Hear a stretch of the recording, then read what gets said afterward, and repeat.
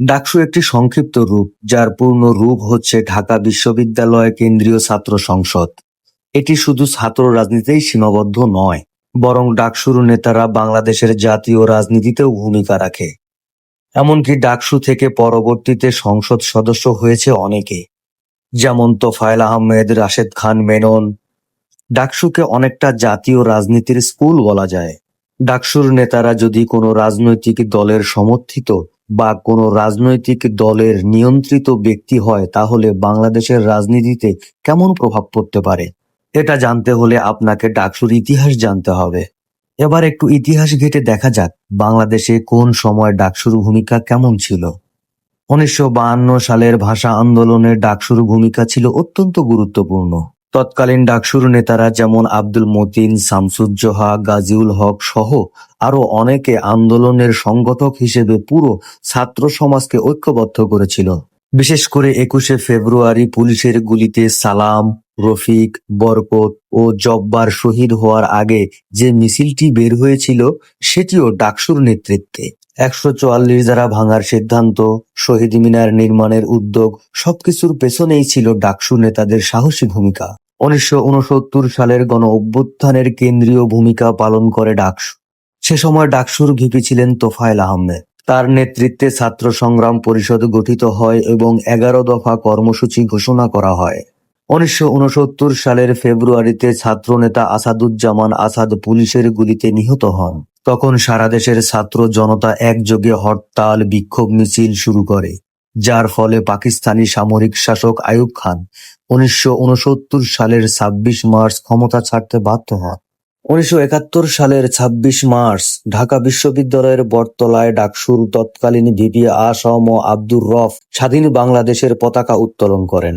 এটি ছিল মুক্তির সংগ্রামের এক ঐতিহাসিক মুহূর্ত, যা ছাত্র নেতাদের সাহসী নেতৃত্বের প্রতীক হয়ে আছে।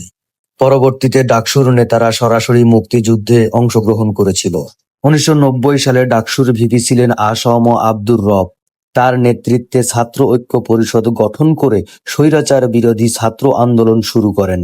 বিশেষ করে নভেম্বর থেকে ডিসেম্বর মাসে ডাকসুর উদ্যোগে টানা কর্মসূচি স্বৈরাচার বিরোধী আন্দোলন চূড়ান্ত রূপ নেয় এবং 6 ডিসেম্বর 1990 প্রেসিডেন্ট এরশাদ পদত্যাগে বাধ্য হন, যা সম্ভব হয়েছিল ডাকসুর নেতৃত্বাধীন ছাত্র আন্দোলনের জন্য।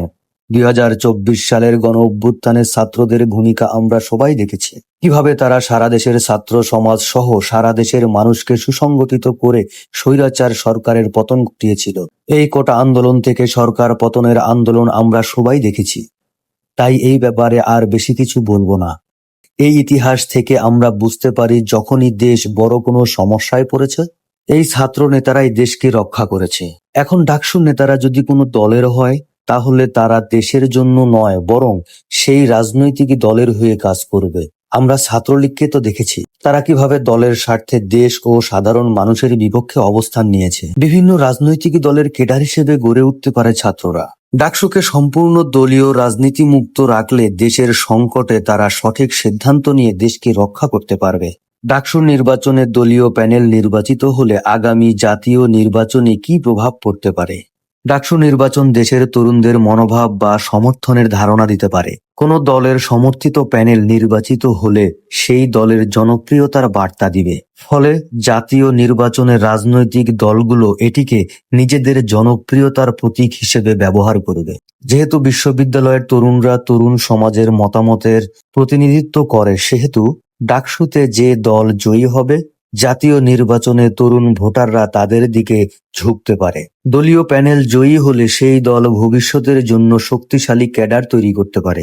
নির্বাচনী প্রচারে এসব তরুণরা মাঠে কাজ করে জাতীয় নির্বাচনে দলের জন্য বড় সুযোগ এনে দিতে পারে। যদি ক্ষমতাসীন দলের প্যানেল ডাকসুতে জয়ী হয়, তাহলে বিরোধী দলগুলো মনে করবে ক্যাম্পাস থেকে তারা আরো পিছিয়ে পড়েছে।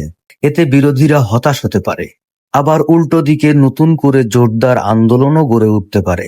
ডাকসুতে জয়ী নেতারা দলীয় রাজনীতির সাথে যুক্ত হয়ে সরাসরি জাতীয় নির্বাচনী রাজনীতিতে অংশ নিতে পারে।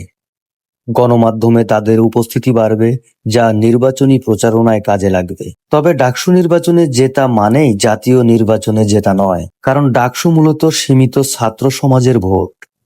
জাতীয় নির্বাচনে গ্রাম ও শহরের সাধারণ ভোটারদের প্রভাব অনেক বেশি। তারা সব সময় ছাত্র রাজনীতির ফলাফলের সাথে একমত হয় না। দলীয় প্যানেল জয়ী হলে অনেক সময় ক্যাম্পাসে সহিংসতা ও সন্ত্রাস বাড়ে, যা সাধারণ ভোটারের মধ্যে নেতিবাচক ধারণা তৈরি করতে পারে। ডাকসু নির্বাচনে দলীয় প্যানেল জয়ী হলে তা আসন্ন জাতীয় নির্বাচনে মনস্তাত্ত্বিক ও প্রতীকী প্রভাব ফেলতে পারে। এটি দলীয় জনপ্রিয়তার ইঙ্গিত দিতে পারে, তরুণ ভোটারদের প্রভাবিত করতে পারে এবং নির্বাচনী মাঠে সংগঠিত শক্তি যোগাতে পারে। জাতীয় নির্বাচন অনেক বেশি জটিল।